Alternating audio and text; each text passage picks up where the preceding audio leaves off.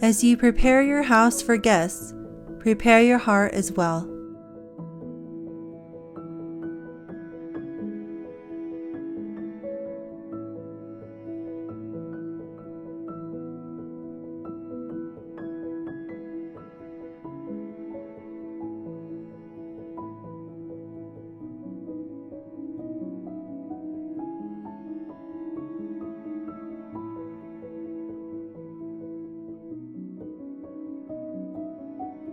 Show hospitality to one another without grumbling. Why would God tell us not to grumble? Well, hosting people at your house is a lot of work. There is tidying and cleaning, meal planning, food prep or cooking, which all requires time management and discipline. If we procrastinate on planning or executing these tasks, we will be frazzled and lose the joy of serving others. The number one thing on your checklist should be to pray. Pray for wisdom for what to prioritize and where to begin. Pray for the strength to get it all done. Peace of mind for however it turns out, and for the Lord to bless the time of fellowship, that it would be mutually encouraging in the faith. 1 Peter 4:10 says, "As each has received a gift, use it to serve one another as good stewards of God's varied grace. Whoever serves as one who serves by the strength that God supplies, in order that in everything God may be glorified through Jesus Christ."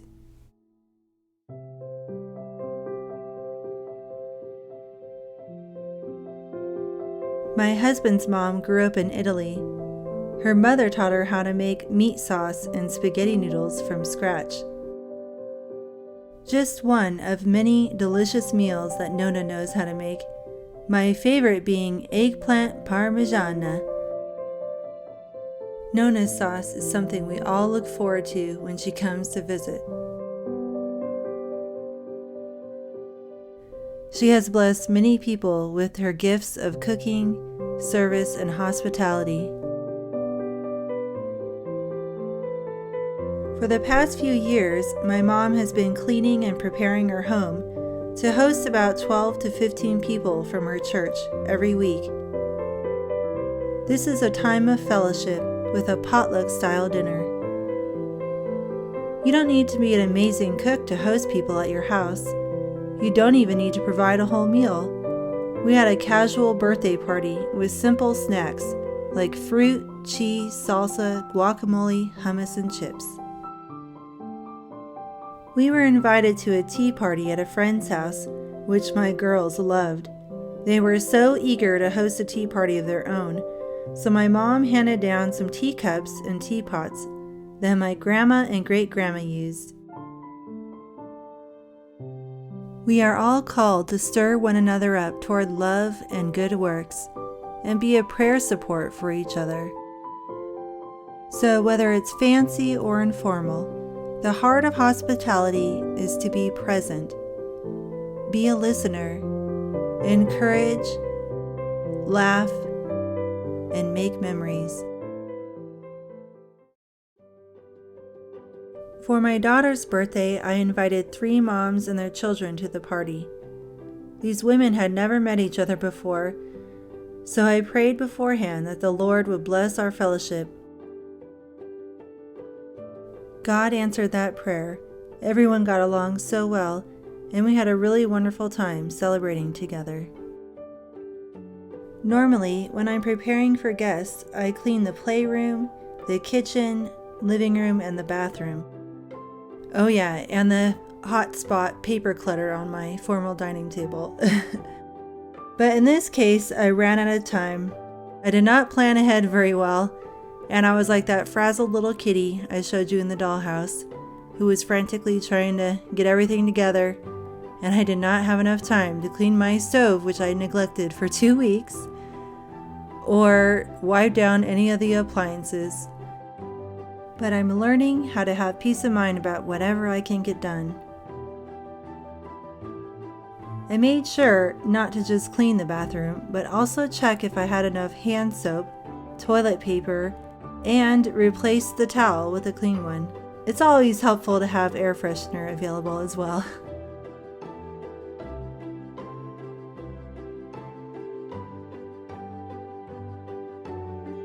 I had planned to put this hospitality video out before Thanksgiving, since I spent 10 days hosting my parents at my house in October, which included a 4-day trip to the mountains. I will include the link to that video about encouragement from Pilgrim's Progress at the end of this video. In November, we hosted my husband's parents for another 10 days, and then after they left, I got sick, and that's what set me back on my house and getting back into homeschooling again with my kids. And then I began to feel overwhelmed and exhausted.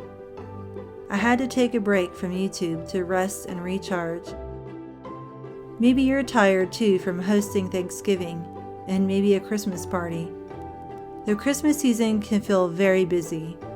Or maybe you've been forced to slow down by sickness and you're feeling overwhelmed by getting your house back in order again.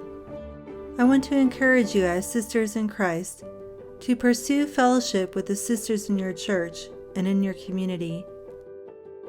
It's in times like these when you're feeling burned out that you need fellowship the most. This doesn't always need to be done in the home. It certainly doesn't need to be formal or a big party. If you're too embarrassed by the state of your house, go to a coffee shop to fellowship. If you have kids, parks are the best places to entertain kids, so you can have a mostly uninterrupted conversation. Now that it's wintertime, it may be too cold for you to do a park play date. Maybe you're in an area where you get snow for months on end. Now is the time to open up your home to other believers. Don't let the state of your home deprive you of much needed fellowship. The early church devoted themselves to fellowship. This is our duty and our privilege. Meeting up to worship at church on Sunday is not enough. As believers, we are called to encourage one another in the faith, bear one another's burdens, and provide accountability. Don't wait for others to reach out to you. Be proactive and reach out to others. I'm usually the one to ask others if they want to meet at a park or come to my house for a play date. We went through a stretch of time where we were visiting many different churches, and even when I was new to a church, I was still the one to ask if anyone was able to meet up in the next week or two at a park. There have been a few times when I never got a follow-through to meet up, so I moved on to asking others until I found some moms who were desiring fellowship as well. Has this been a struggle for any of you, or am I the only one?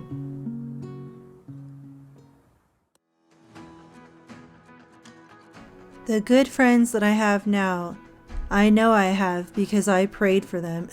I prayed and God provided, but it wasn't for me sitting back and waiting for others to invite me.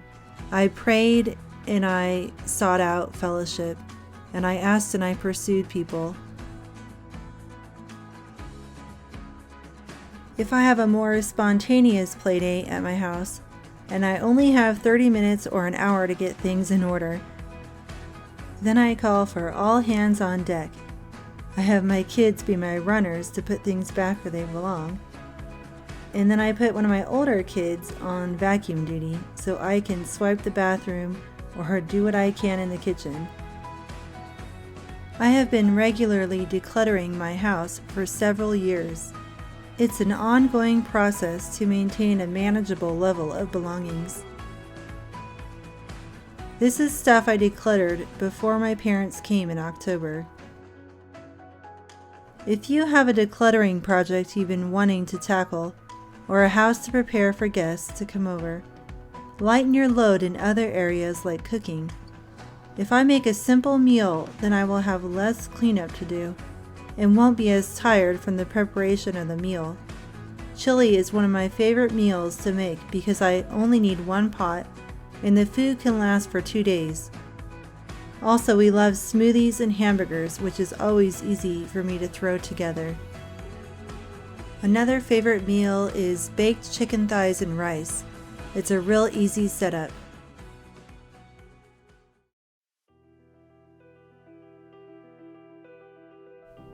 Since my parents were staying at the house with us and traveling in our car everywhere we went, the car was definitely on my priority list. Plus, we had a trip to the mountains, and I prefer to look at a clean car for long car rides.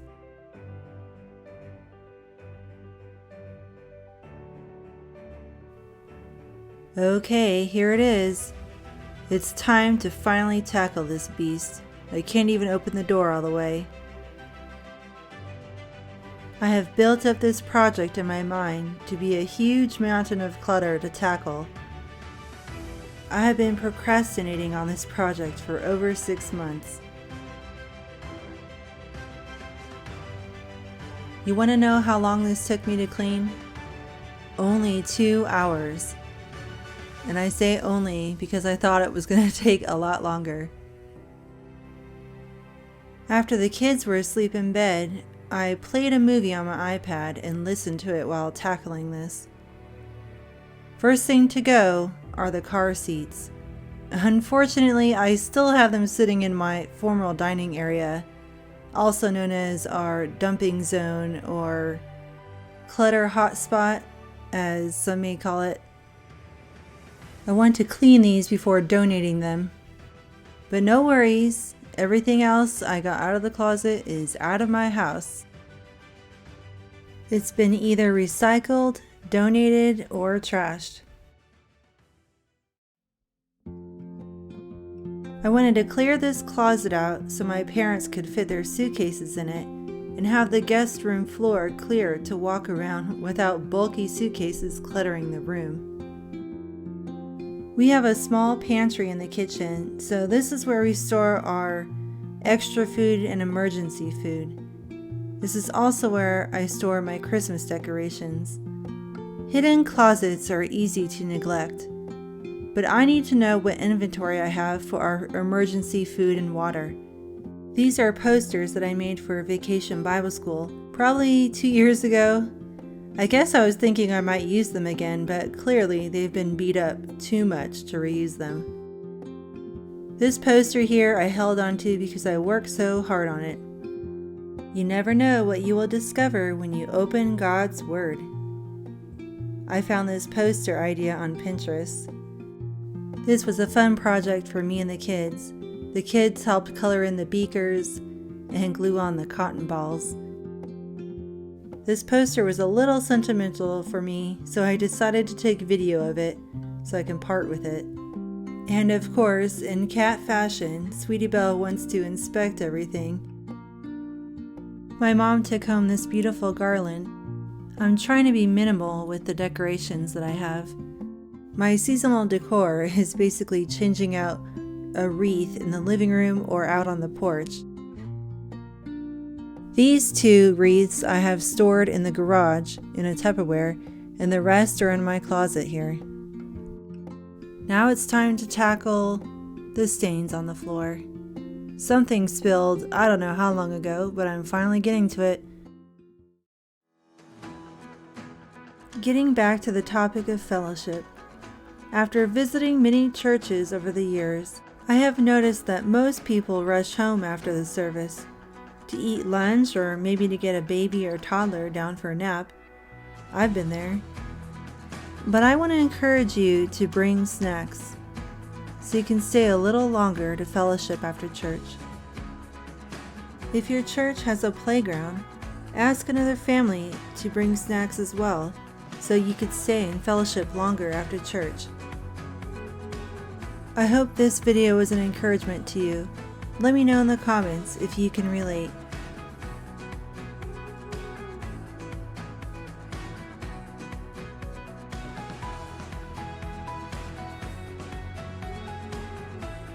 The good news is I've kept this closet clutter-free since I cleaned it in October.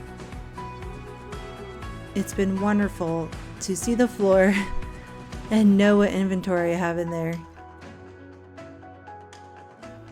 If you're new to my channel, my name is April, and I'm a Christian homeschooling mom to 3 kids. Please check out some of my other videos if you were encouraged by this one.